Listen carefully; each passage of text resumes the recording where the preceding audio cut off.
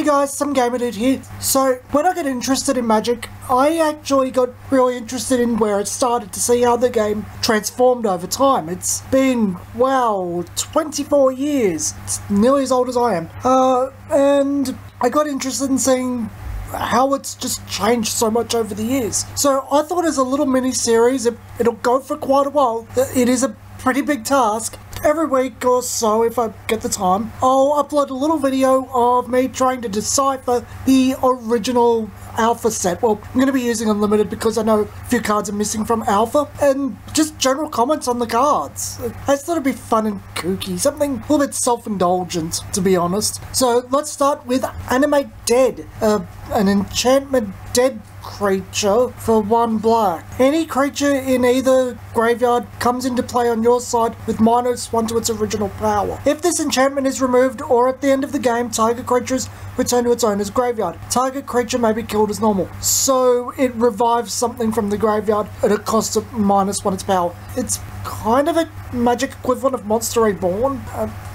Yeah, that's pretty cool actually. A black 1, that's very, very inexpensive. Bad Moon. All black creatures in play gain +1/+1. It's an enchantment for 1 black. Not much to say about that. Black Knight. For black, you get a 2/2 with protection from white and first strike.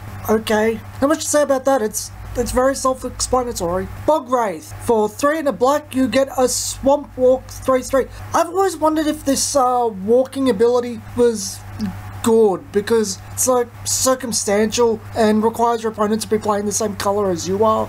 It seems, again, circumstantial to me. Cool art though. Oh, and if you can hear buzzing in the background, it's I've got a fan on. The heatwave that was here last time is coming back. Lovely. Contract from Below, a sorcery for black. Discard your current hand and draw 8 new cards, adding the first drawn card to your ante. Remove this card from your deck before playing it if you are not playing for an ante. That's disturbingly cheap. It's like, do you have to have any cards in your hand?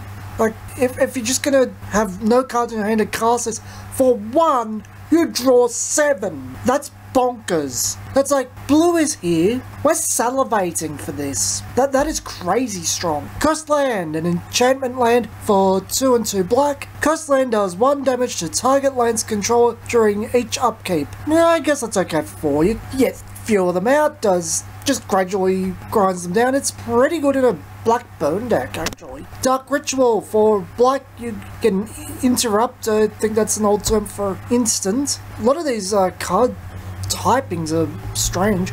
And you just add 3 black mana to your mana pool.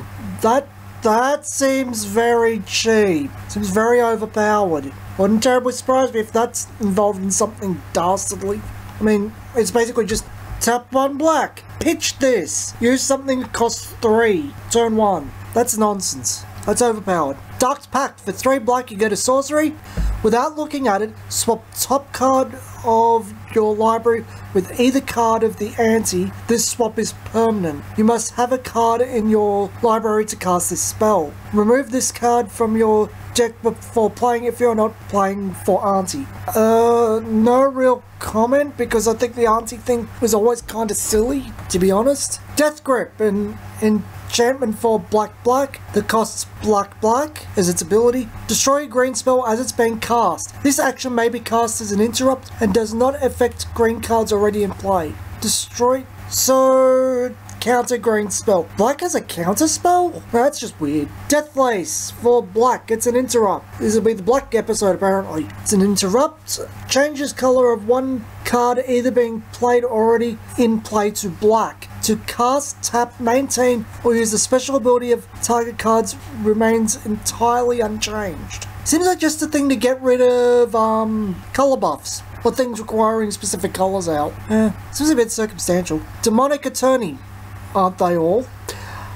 For 1 and 2 black, it's a sorcery. If the opponent doesn't concede the game immediately, each player must ante an additional card from the top of his or her library. Remove this card from your deck if you're not playing with ante. That's Yeah, I don't really... Playing a whole deck with just auntie cards seems dumb. The whole auntie system seems a bit dumb to me. I get what it is. It's basically a way to get new cards and sell more packs and whatnot.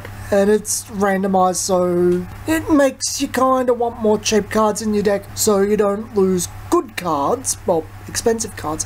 It's a dumb system, to be honest. Demonic Hordes. It's a summon demons at 5/5 for 3 and 3 black. Tap to destroy 1 land. So tap, destroy land. Pay 3 black during unkeep, or the hordes becomes tapped and you lose a land of your opponent's choice. Huh. So you gotta pay 3 to keep it around, otherwise it starts destroying your lands too. Demonic Tutor. For 1 and a black, a sorcery, you may search your library for... Yeah, well, that's pretty... There's no exact... You can't misread Demonic Tutor. It's very self-explanatory. The big text makes it self-explanatory too. Drain life. For 1 and a black, it's a sorcery.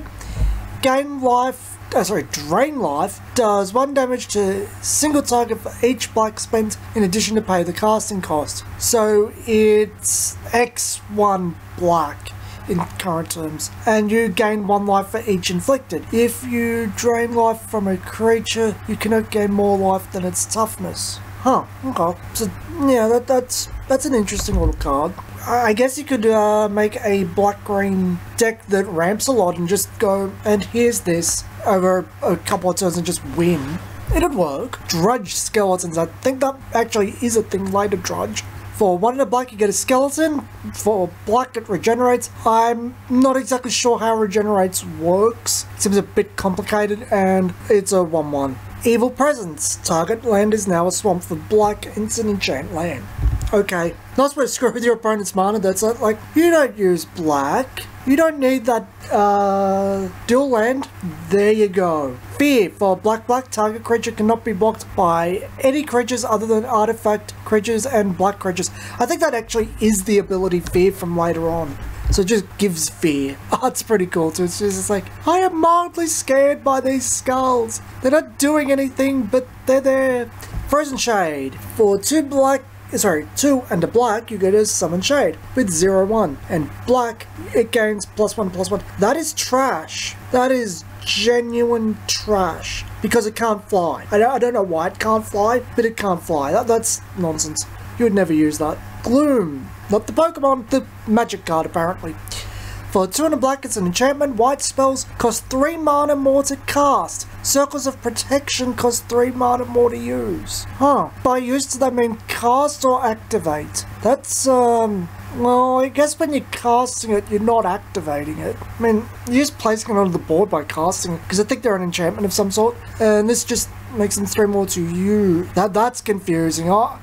Let's check the Oracle text. 3 more to activate. Okay. Hell from Beyond. X and B, it is an instant target creature gains +X till end of turn. That'd be really good with the first striker. Anything with trample.